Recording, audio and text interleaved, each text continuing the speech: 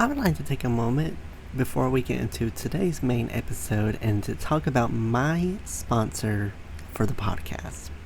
Podmatch is a new podcasting site dedicated to all podcasters.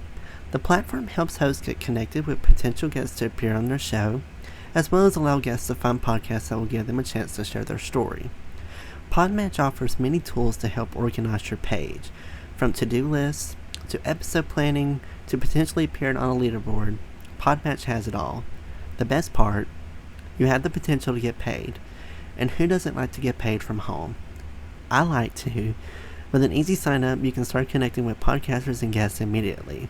I have been a part of Podmatch since the beginning of May, and I have got to say that it was the best decision I've ever made because Podmatch helps your podcast grow.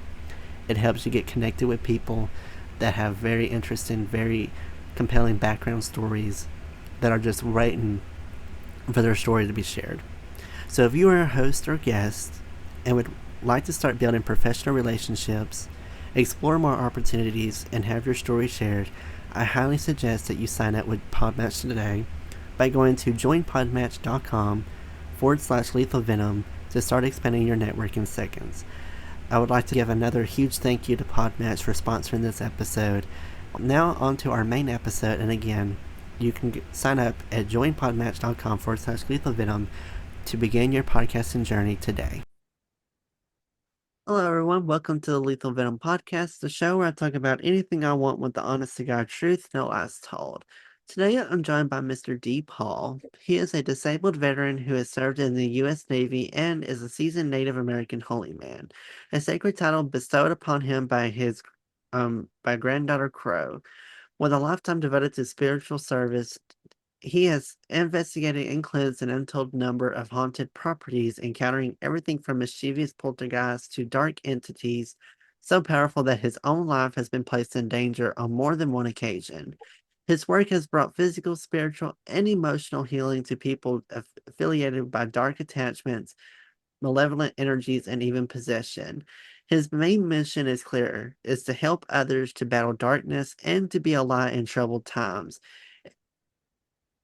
If you've ever experienced phenomena like this in mysteries at the Wyndham Inn, if you believe your property is haunted or feel a dark presence with yourself, D is the person that you need to call, and he would be more than happy to help. So he's here to share with me some of his wild stories that he has and just share a little bit more about this, what made him get into this career. So thank you so much for coming on. I can't wait to hear your story today. Thanks, Noah. Glad to be here. So if you could just share a little bit more about yourself and share with my audience a little bit more what you do professionally.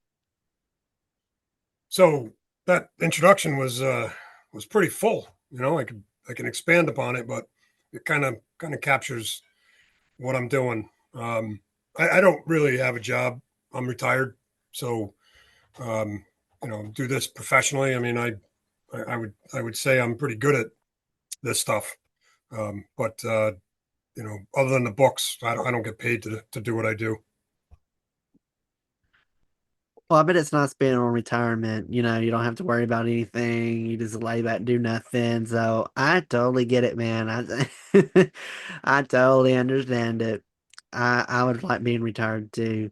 Um, so share a little bit more about this kind of interest that you have in being kind of as more than a medium. You know, people could see this as be like a medium. You kind of come in sage places, but share a little bit about how this kind of what sparked your interest in doing this. Yeah, it's not a matter of sparking my interest. I was born for what I do. And I spent the early part of my life trying to cover it up and hide from it and avoid it however I could, and as I moved on in life, when I was in the Navy, I got hurt so severely that I was um, floating above the boat, watching them pull my body out of the ocean. So to me, that was just another day in life. I'm floating, I'm watching the Navy fish me out of the water, and I can feel the spirit world around me. Um, and I knew with just a quiet confidence of knowing, that where my spirit was hovering 30 feet above a Navy ship, and where my body was, we're going to be joined. It was just a matter of time, So I, I kind of that was kind of the springboard for me to say, yeah, I better pay a little more attention to this. But it took me another 10 years or so before I really started putting the time in and the effort and the energy to understand what it is I'm able to do, see, sense, know, and then of course the why, right? Why am I able to? Why can I? So, um, I kind of kept it to myself for the longest time, and then when I started writing books, yeah, it started coming out pretty aggressively. So when you tell people about what you do, what's kind of their reaction to hearing that, yes, I kind of go in and sage these places and I kind of help alleviate evil from kind of where they are. Do people have like skepticism to it? Are they open to the idea? Well, I like to do it like this. So you go to a cocktail party or whatever you do, and somebody says, "Oh, what do you do?" And I look them right in the eye and I say, "I'm God's messenger. You want to know what He's got to say to you?" Do you hear that long pause? That's what happens when I tell people what I do. So for the most part, I don't really tell people what I do. I don't advertise it. I don't market it. I mean, we're here doing these podcasts, but that's the point behind the books, right? The books are the focus, and in order to present the books and the stories that go along with the books, I've had to open up more and tell my story to the public, and to close that loop, if you will. Spirit World made it clear that the experience of my life, the experiences in my life, all the trauma, all the pain, all the things that I've been through, good, bad, and indifferent, are meant to be shared. And I was like, who the hell wants to listen to my crap, right? And then as I started publishing these books, I was stunned at how much interest there was. And then from there, the point behind me openly talking about all this is because it helps other people. So I'm turning over my stories, to the community so they can use them, not use them, let them help themselves, find ways to, find different ways in life, find your spirit, don't find your spirit, um, you know. So are the stories in the book that you've wrote true, or have there been any So, kind of yeah, so everything in my 2,442 Steps to Crazy, that series, everything in that book is absolutely true. In my book, A Date with Suicide, which dives deep into why 50 veterans a day are committing suicide, everything in that book is true. In my current series, Mysteries at the Wyndham Inn, the majority of the stuff the majority of the stories in the book are true. And, some of it's got some literary license. But for the most part, even if I say it's kind of a historical fiction or historical nonfiction, right? Um, like with the mysteries, one of the main characters, a friend of mine, I grew up with him, and that's kind of how this book came about. Is when he came to me and started telling me about when he used to live there. He used to get attacked by this cat, and he would wake up fighting off this cat, and there was no cat in his room, so it was obviously a ghost cat. So that's kind of where it got started. I know the Wyndham Inn. I know a lot of the energies that are there, but once the main character kind of came by and started talking about it, I kind of got the message I need to tell the story. So the story's a very cool story, and it's got a lot of spiritual um, direction, if you will, how to understand both sides of the veil. so when you go into these kind of environments, what's it like to see, sense, feel evil or any kind of spirit or ghost? Yeah. So evil's a different story, right? You got to kind of deal with that differently than most of the other stuff, right? So you kind of look at dark energy, negative energy, and dark stuff, demons and so on. How?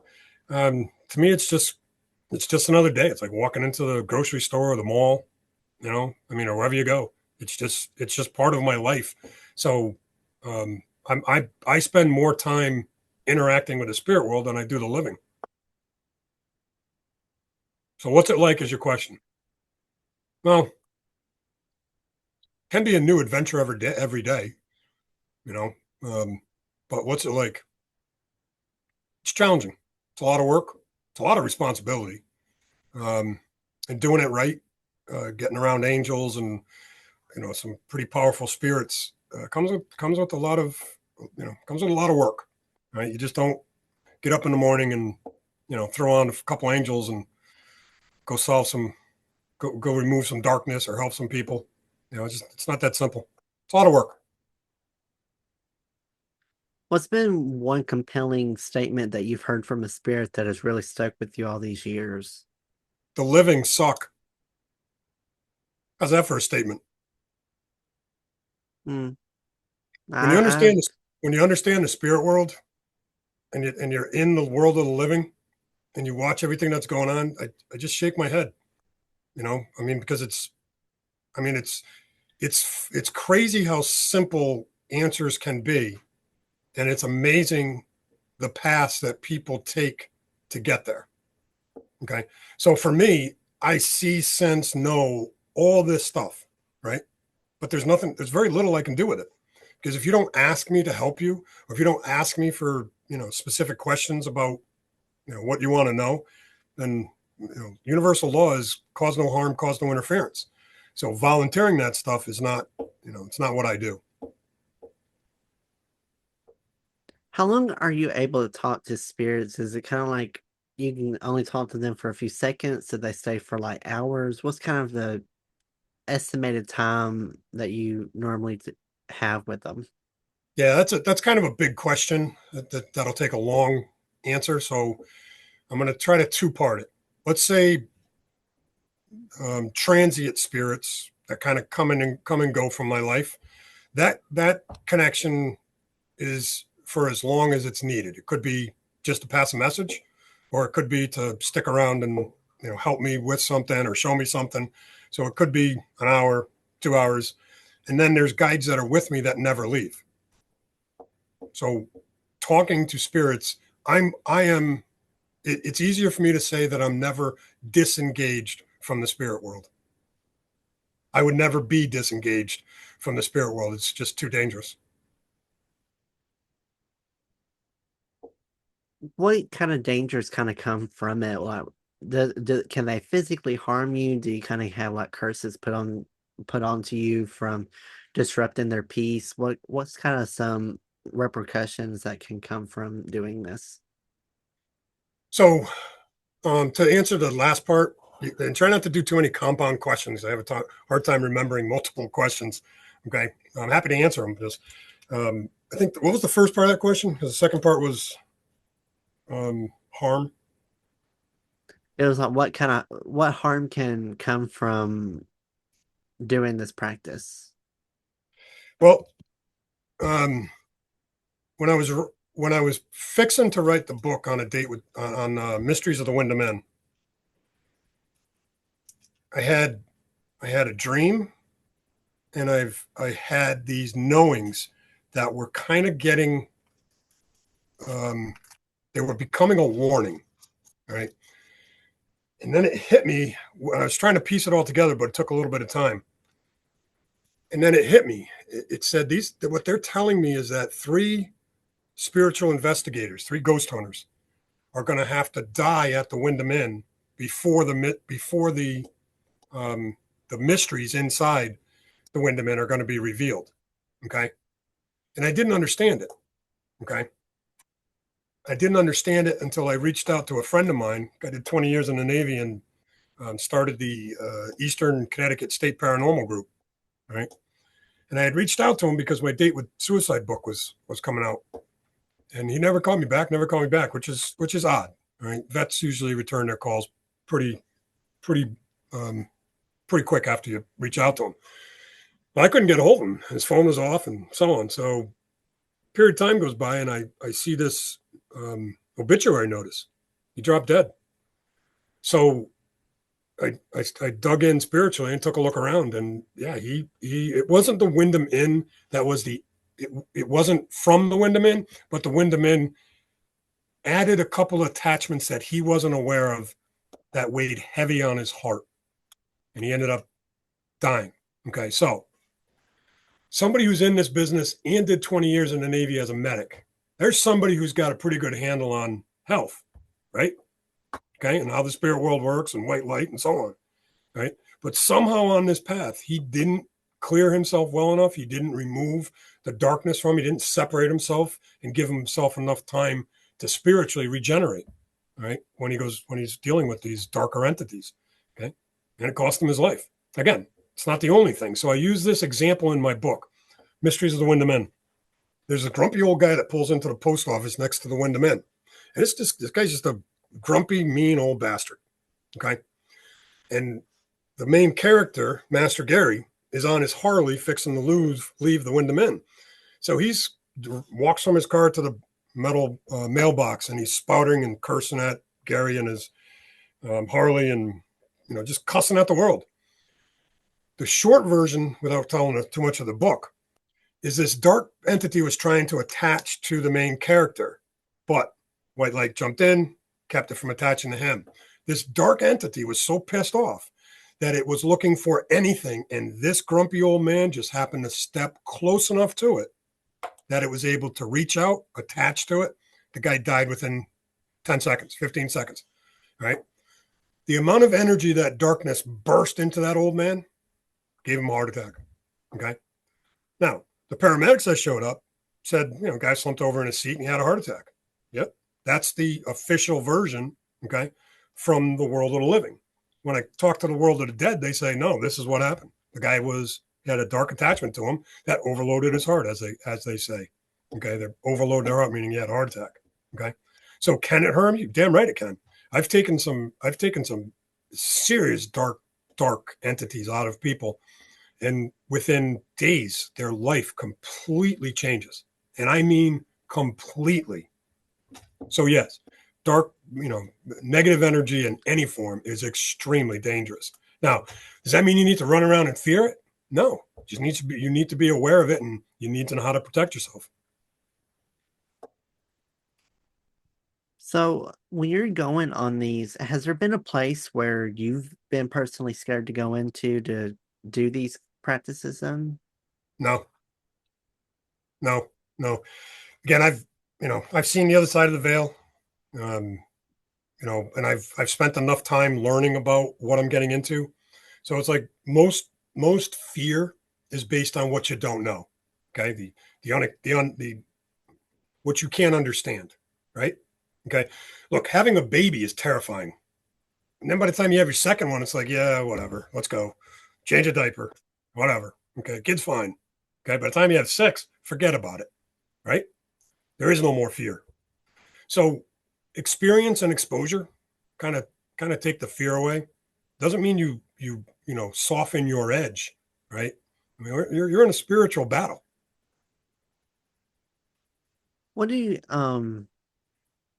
usually do these things solo, or do you do it with a group of people? I do a lot of it myself. My wife is she's got some great gifts. She can see the darkness a lot better than I can. But she's got a deep faith and a huge soul light. So she's a powerful ally to have with me. I've done these with a few other people, but I don't have pick up the phone and call a team. I mean, I've got a lot of people that I'll reach out to and say, listen, here's what I'm going to be doing. Send me help, spiritual help, make sure we're good. And, if I call you, send more help. But no, for the most part, I do it myself. One person, sometimes two or three. Have you stayed within the United States traveling to go to different places, or have you been outside the country? Well, I've been around the world, but I'm not sure if that's what you're talking about. Are you talking about for spiritual work or Yeah, just just in like general? kind of like when you're for doing spirits and going to like creepy places, and where you do kind of like your little spirit talks where you talk to spirits in like a very haunted place. I was referring to like if you've been to like worldwide places as well. So when I was younger, I've traveled, and I was kind of aware of what was around me in different countries, but is it the same? Yeah. I mean, it's the same, you know, uh, uh, low vibration is dark energy, high vibration is, more white light, so it's just a matter of understanding the signals that you're getting, low, deep tones, those are dangerous. Higher frequencies, other white light beings. What's been one place that's really stood out in your mind as being the creepiest place you've been to? I don't have a creepiest place. There was a couple of clearings that we did where I had to get some specific help. Sometimes it's easier for a female to get rid of a female spirit. Sometimes it's easier for people from different cultures to get rid of different spirits. Because again, you're not trying to destroy these things. Okay, if it's dark energy, then it gets hauled away and dealt with, by God's light, right? But if it's a troubled soul, okay, just raising hell. Or if it's a poltergeist, right? You got to give them the option to convert to white light or go to jail. So I don't really have one that stands out, but I've been on these where some of the people I've been with have said, "Yeah, this is the toughest one I've been on," or "This one was really creepy," and I listen to them, but I don't have that same fear factor. You know, I I I just don't. I have a tremendous faith, and to me, it's like, what's going to happen here? I'm going to drop dead. Is today my day to die? If it is, it is. What seems to be the overall misconception people have when it comes to spirits and what they do? Yeah, that's a great question. Um, when the general term, when people say ghost or spirit or entity or poltergeist or whatever, it's all negative and connotations of disaster and destruction and, oh my God, there's a ghost in my house. Okay, because they don't understand it, right? But most ghosts have no malevolence whatsoever. Okay, they're either stuck, trapped, trying to figure things out, or trying to tell you something. Okay, and because like on Halloween, the veil is thin, but throughout the rest of the year, the veil is a lot thicker. It's harder to communicate. And from the spirit world's point of view, they have this high vibration. And from us living on this planet, we have a much lower vibration, or our souls wouldn't be able to stay contained inside this body. Okay. So when you're trying to take a radio frequency at, say, 100 hertz, and you're speaking at a radio frequency of 200 hertz, okay, those things are just going to keep going right by you. Okay. You have to figure out how to get your hertz, your frequency close enough so that you can communicate on two different planes, or behind the veil and in front of the veil. Does that make sense? It makes sense to me. Does So most people, oh, I'm sorry, no, go ahead.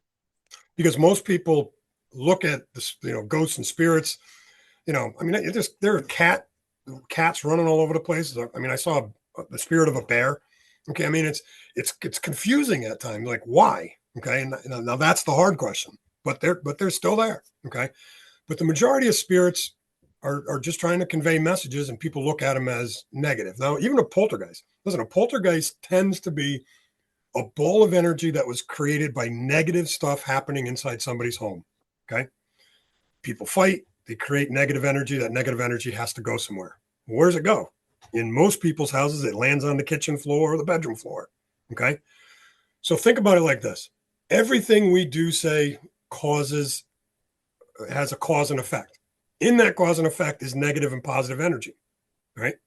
The more negative energy we spew out, that energy is just negative, it just stays there in that negative form.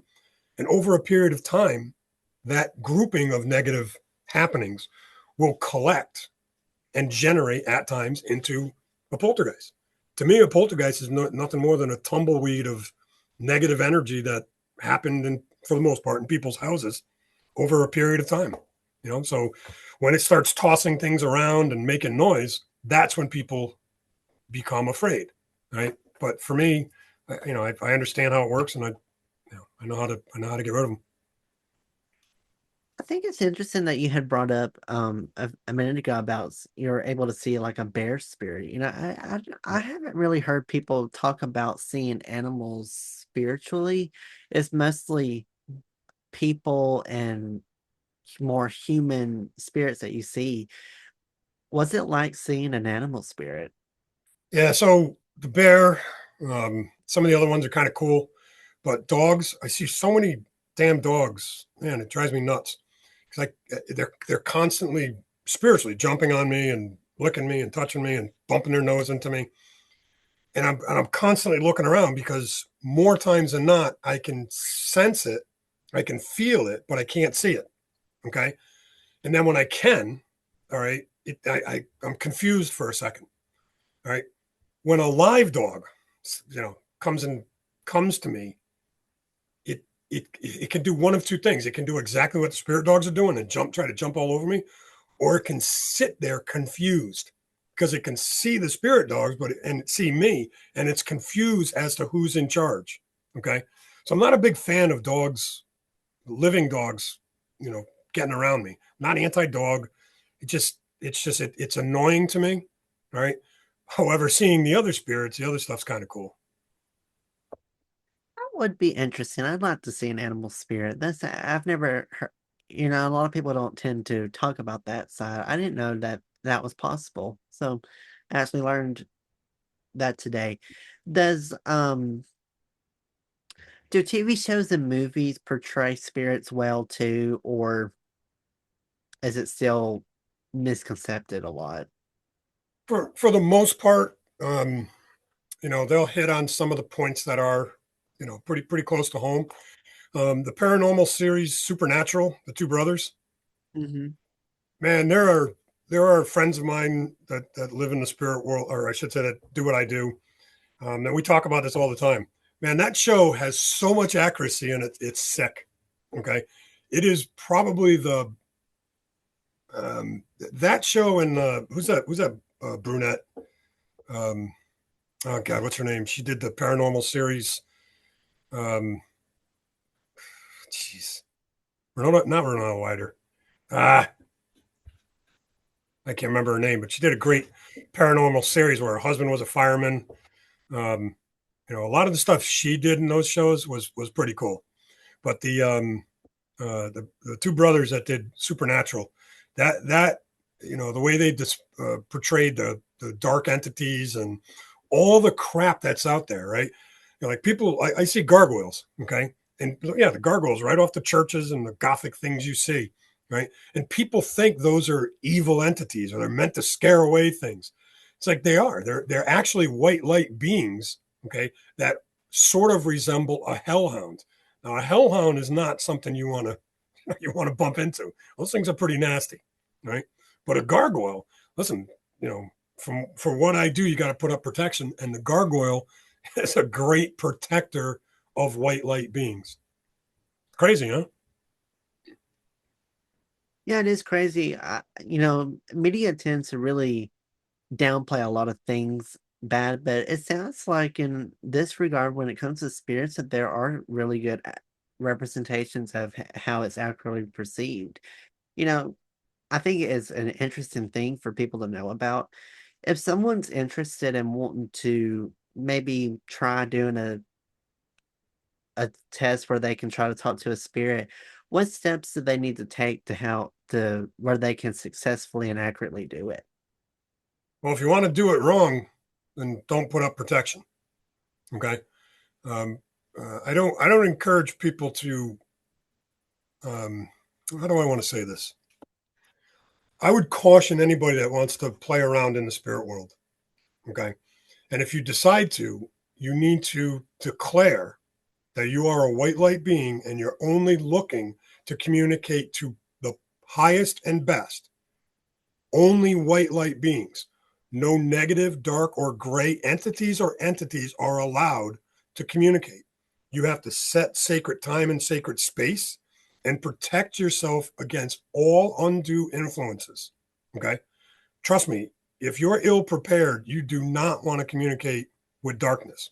Okay. I was on one of these podcasts where the guy was telling me about, some things that they had done, and he was working with some other spiritual folks, some mediums and such. And while he's telling me this, I can see what he's saying. It's one of the gifts I have. When people talk, these bubbles come up and it shows me the images that they see in their head. Okay. So as he's talking, he's telling me about this kid in a wheelchair. And I said, oh, I got to interrupt you. He's like, why? I go, that's not a kid in that wheelchair. Oh, no, I've had two mediums tell me it's a kid. I said, listen, I have been fooled enough by tricksters. I'm telling you, okay, that's not a kid. All right. This guy turned 8 shades of in purple. All right. And I said, you need to go to your friends and get that cord cut. Okay. Because that cord is going to stay attached, going to drain your energy, and it's going to keep pushing back dark energy onto you. Right. He was shocked. Now, again, it doesn't matter to me whether he takes my advice or not. It's his life. Okay. When I heard back from him a little while later, and he said, "How did you know?" I said, "Again, I'm a conduit. I listen to messages and I pass them on." That's crazy. I've always wanted to like have someone that does mediums and kind of can see spirits be like, is there anything around me in my room? Because it's always like I want to know something's right here behind my shoulders. But I've also been What was kind that of last part you just said? I've always been kind of seeing like if someone was like right behind my shoulders, if someone was standing Why? right here. Why do you I say don't that? know. What do you feel? I don't feel anything. I'm just saying that I kind of would like if You someone was sense there's just something behind you? well, no, I don't sense that there's someone behind me. I just want to know if there is someone behind me. Half of you thinks there is, and half of you thinks there isn't. Is that true? Kind of, yeah, a little bit. So right now, your gatekeeper has her hand on your that's shoulder right there. What you just rubbed, what you just rubbed, you just knocked her hand off your shoulder. You didn't feel it? That's why you moved your hand. Your hand went to your shoulder, right? It did, but I had an itch. Okay, I'm sitting here 1,000 miles away from you, and I'm telling you you're about to be touched by your guardian angel, and then you reached up to scratch an itch. Like I don't know what else I can tell you. I'm telling you what you think is behind you is your guardian, your gatekeeper, your one guide that's with you from start to finish. Okay, from the time you're born to the time you die. that that guide was telling me I'm going to put my hand on his shoulder. So I was listening to him. You reached up with your other hand. He had his hand on your shoulder, and you say you were scratching an itch. You were interfering with his hand on your shoulder. If this tape was time delayed, I could have said it before you put your hand on that shoulder. So yes, So I your had feeling like that there's something behind you is true. You're sensing your spirit guide behind you. some of my spirit guides a male that I have beside me. It's, I don't know. I don't know. I'm confused right now because I'm seeing him and her. I'm seeing him and her. Okay, so I don't know. I can't see enough of it yet, and I don't connect unless I'm either asked to or something comes through. And you just when you were asking me that question, I could hear what you were about to say, and I said, okay, let this spirit guide connect.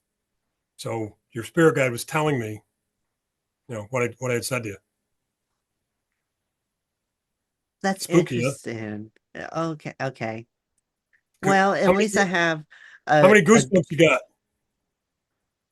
I'm tingling. I'm a little tingle. So all those tingles we call truth bumps or truth tingles. Okay. When the words hit you with pure truth, what is being said is absolute. Okay. It'll give you goosebumps. Oh, that's kind of a weird thing.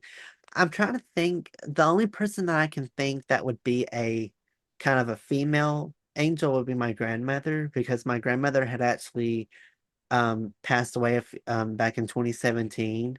So if it's her, that would be interesting because But what's it that would feel like? make What's the first thought that came into your head? in Don't regards. overthink. Don't overthink. Just say what first thing that comes to you Well, I'm trying to think like when you said that there was a person behind me. is. Is I would assume that it would be her because that's the only one I can think of that could be close to me. But then when you said a male, I thought, hmm, that's interesting because If I I had to don't. pick one now, I'd say it's a woman. Okay, because again, it takes me time to feel these things out. All right, more times than not, it's not instant. It takes me a little bit of time to kind of warm up, if you will. But I'm leaning towards um, a woman, and half of me says you might be right. It's your grandmother. She may just be there, but yeah, I think it's more of a transient spirit, maybe your grandmother or somebody. You actually would know better than I. I think it would be probably my grandmother because she was the closest one I had, and she's the only one that in my immediate family that during my lifetime has passed away. Unless it's an ancestor, then then they're probably gonna witness some stuff. But um yeah, I think it would be her because me and her were really close. She passed away due to dementia and Alzheimer's, and she got really sick, and her whole mood and personality had changed, and I kind of felt distant from her because it just wasn't the same person. So if it's her behind me that was right there, then I feel kind of a sense that she still is watching over me and that she's kind of will always be beside me. If it's another person, I can't really think of anyone else unless it was a past ancestor that's just wanting to haunt me or something. I don't know. But I'd like to think and believe it's my grandmother. So I'm seeing a white dress, kind of lace, a white lacy type dress. Got blondish, dirty blonde hair, kind of a 50s haircut. Is that right? Does that do anything for you? She used to wear like when her hair got thin, blonde wigs, so that blonde would be the color. But her hair had turned More, naturally more dirty blonde. okay, but it has that same color. So Yeah, that's right. The white dress, she wore gowns, like pajama gowns a lot. So that could be the I don't know. same. I see a dress tied at the waist. Tied at the waist, that's interesting. Yeah. Maybe it's the outfit she's wearing in heaven. I don't know. Well, she would show me something that you would recognize. I don't recognize the white dress tied. Give it time. You might bump into a picture. Lord, if I see a picture, oh, it's creepy. But the one thing that got me when you said all this was it was weird that we were talking about it. I get an itch right here and I scratch, and then you said I just jerked my hand away or Yes. like jerked the hand away. That was a little. So That's you kind you of asked me you asked me what it's like to see spirit. Okay. So this is where I am 24/7. I don't really go out and socialize very often. It's just too difficult. It's what I just did for you. I see everywhere I go. My wife and I were out with a few friends, I don't know, 3 months ago. And when I was talking to this table of 10 people I knew, I kept getting tapped in the head. And I wasn't paying attention. And I kind of was outside of myself, if you will, meaning I was the living person, not the spirit light worker, right? So yeah. it tapped my head once again. I turned around and go, knock it the fuck off. Now, this is in a restaurant where it was 10 people, 8 or 10 people that I'm with, who were engaged in my conversation. When I turned, snapped at nothing that was there, and then looked back and see everybody staring at me with eyes that are just saucers, right? And I went, oh, shit. I look over at my wife and I go, nobody there, is there? She's like, no. I'm like, all right. I just looked at the group and I said, welcome to my world. So now they want to know what it was. So now instead of having a conversation that with the living about living things, I'm cast right back into work mode, right? I kind of want to do like a little like a fun experiment. Can you tell them to like touch me and then see if I could like have feel them touch me? So you can Okay. again. So how do you do it? Surround yourself in white light. declare that this time and space is sacred, and only white light beings can communicate with you, right? And then say, if this is my, I would say, if this is my grandmother, can you lightly touch my right shoulder, left shoulder, my forearm? Okay. You don't have to say it out loud. You can say it in your head. They hear you. Can you mouth what I just said in my head? Can I? No, I can't read. I can read energy. It's hard to read thoughts. Oh, okay. Okay. If you would have said exactly what I said, I would have been like, um, So if you lie to me, I know you're lying. Okay. So that's the ability to read people's thoughts. Okay.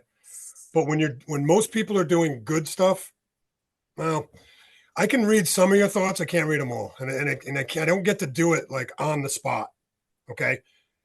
I have to concentrate and I have to be relaxed. So if I'm thinking myself, it interferes with the ability to read somebody's thoughts, you know.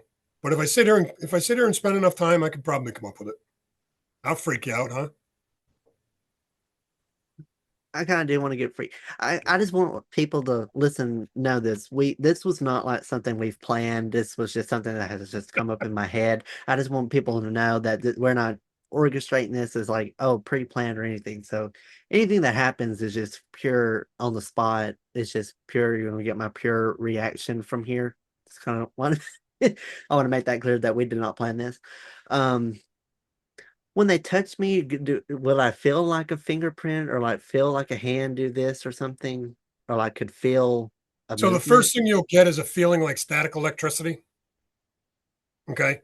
If you get Oh, too close to something that's electrically charged, you can feel the spark kind of, pre-shock, like a carpet shock, you know, or no.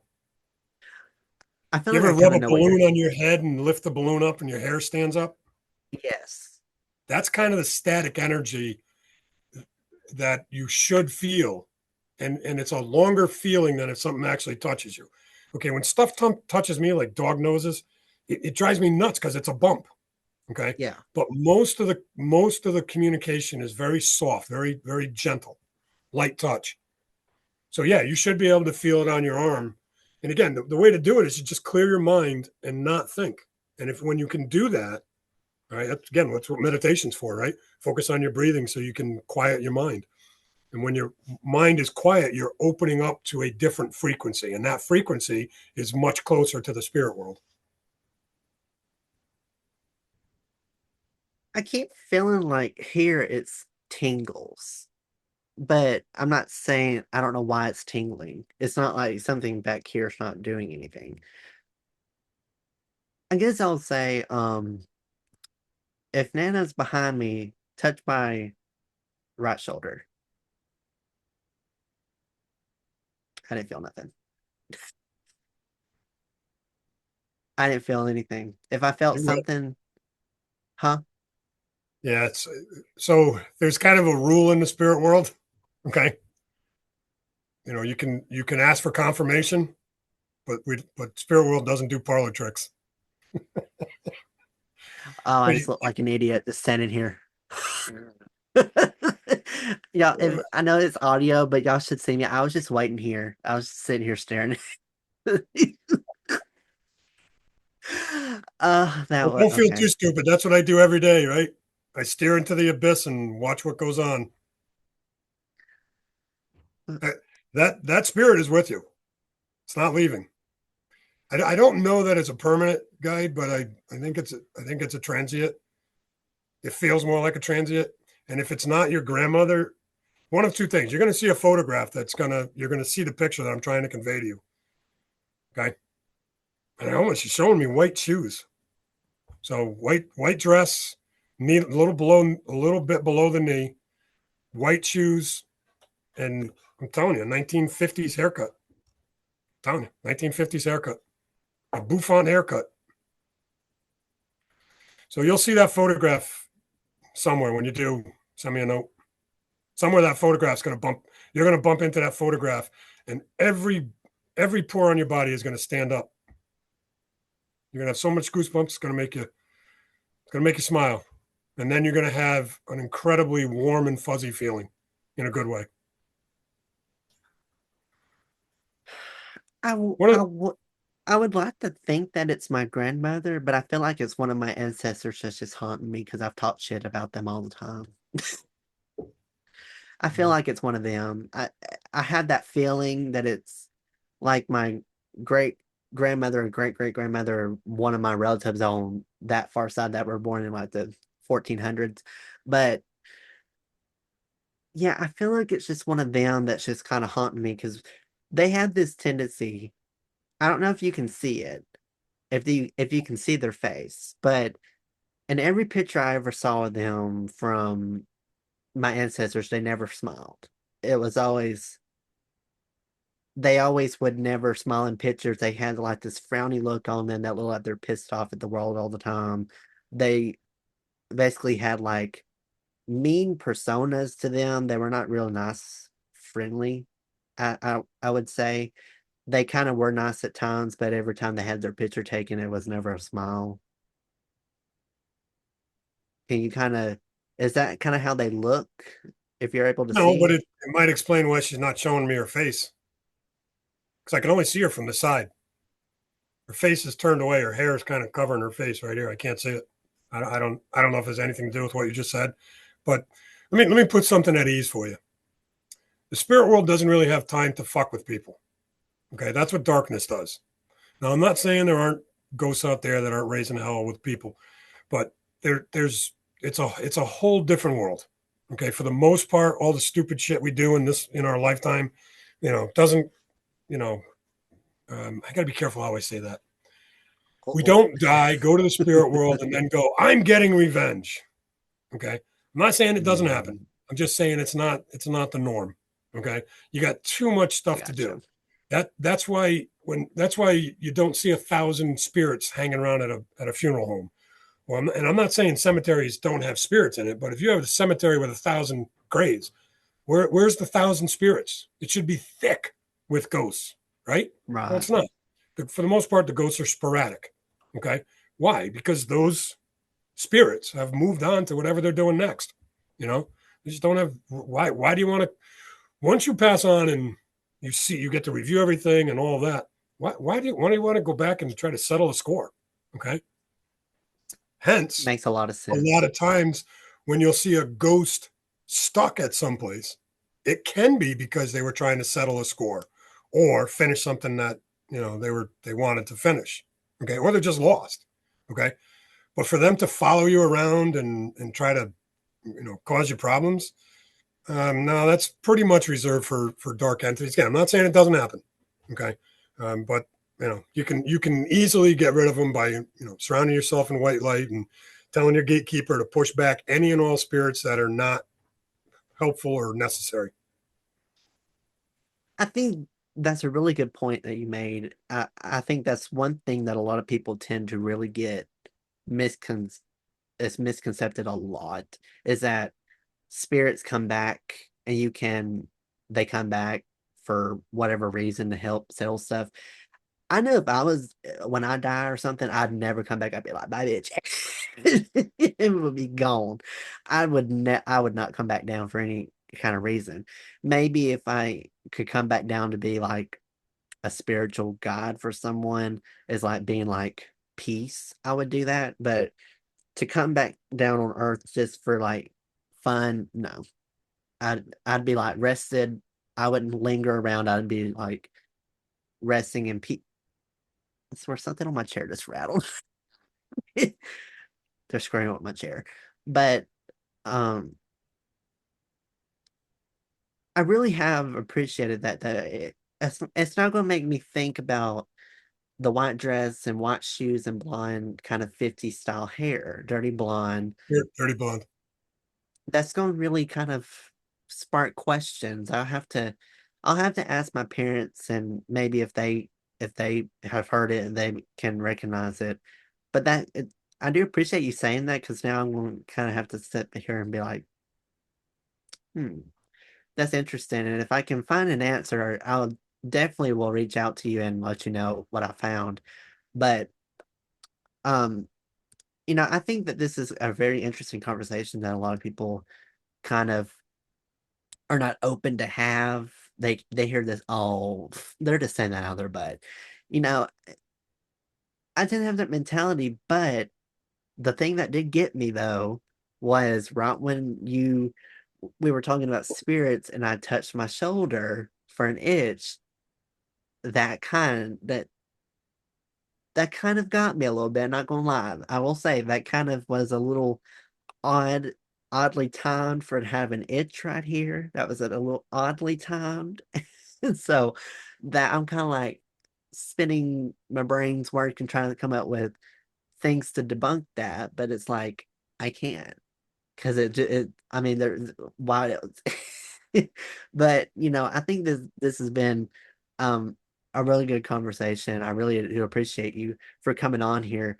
Um, if people want to learn more about what you do professionally, if they would like to reach out to you, maybe if they have recommendations for places that they want to kind of have things settled with themselves, that they just have questions about, where can they find you at? And then most importantly, where can they, more importantly, find your book? So, best way to get a hold of me is through Facebook, D Paul Fleming, and I've got a number of books out there. I write under two author names. D Paul is I'm the author for Mysteries of the Wind of Men. So if you love this conversation, you're going to love the book, The Mysteries of the Wind of Men. It's book one in a series, so don't have a heart attack when you get to the cliffhanger. Okay, it's got the cliffhanger's got people barking up a storm that they need to know what's happening. And book two is out later this year. Okay, but I've also written some other books. 2,442 Steps to Crazy. That's a series as well, and A Date with Suicide, really talking about veterans and why so many of them are killing themselves and how that interacts with the spirit world.